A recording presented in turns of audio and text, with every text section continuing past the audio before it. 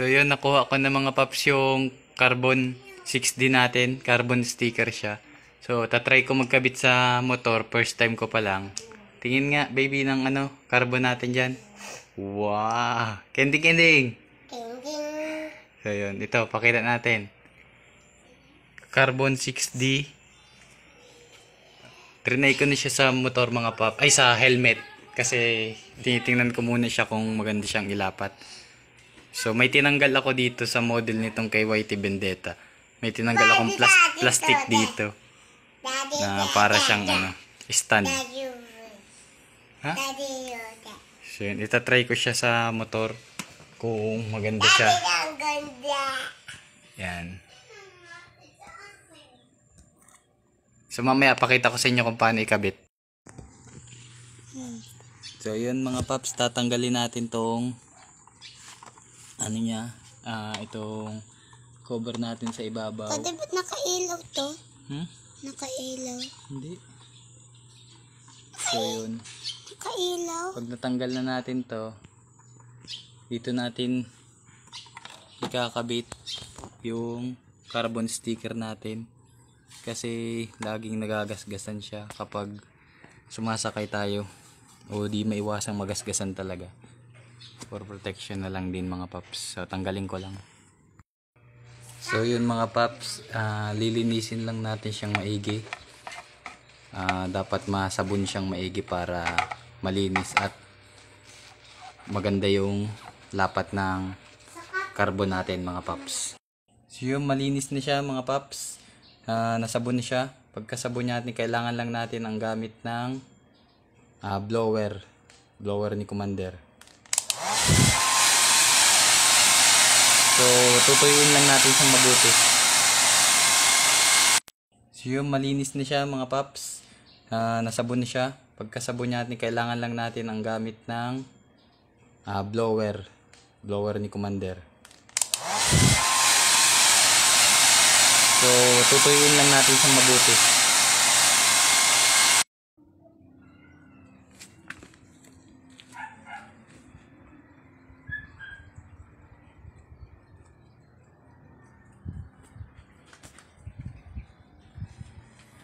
So ang pinaka-purpose ko lang nito mga paps, yung pagkabit ko nito, para maalis na rin yung gasgas, saka protection na siya sa mga minsan hindi natin maiwasan tinatamaan ng paa. Tapos yung mga gamit na nilalagay natin diyan, parang protection siya. So yun. So nagustuhan ko siya kasi glossy siya. So yun mga paps, DIY lang. Kaya natin gawin yan. Believe in yourself lang. Kayang-kaya yan. So bumili lang ako ng sticker. Ang bili ko ng sticker nitong carbon glossy na to, 300 pesos siya. Tapos medyo mahaba na siya. Itatry ko pang kabitan dito. Kasi medyo marami lang tong curve. Pag may mga curve, mga paps, medyo mahirap siya kasi mahirap binatin yung sticker. Sobrang tigas. Makapal siya. Tapos dito try ko din dito sa mga sa mga parting kumukupas kapag luma na yung mga rubber flarings natin. Try ko yan. So yan mga paps. Yun, natapos ko na siya kasi dinamay ko pa yung hulihan mga paps. Bale ito yung hulihan niya. Ilagyan ko din ng carbon sticker. So ang ganda talaga niya mga paps kasi glossy siya. Meron siya sa sa kulay ng So yan. Kaya lang medyo lutang siya kasi may pagka-silver yung carbon.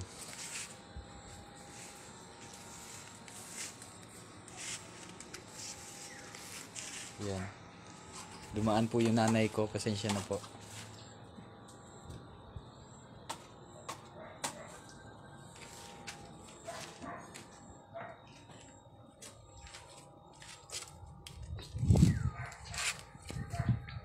So bali yun yung kinalabasan niya. Okay na okay siya mga paps, hindi na kailangang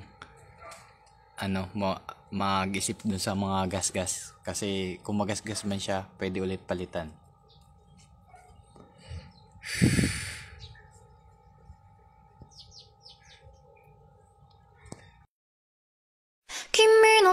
虜になってしまえばきっとこの夏は充実するのモード噂の Dreaming Girl 忘れないで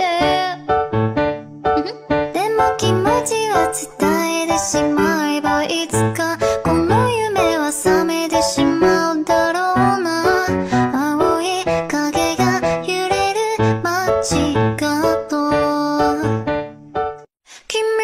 君の虜になってしまえばきっとこの夏は充実するのモード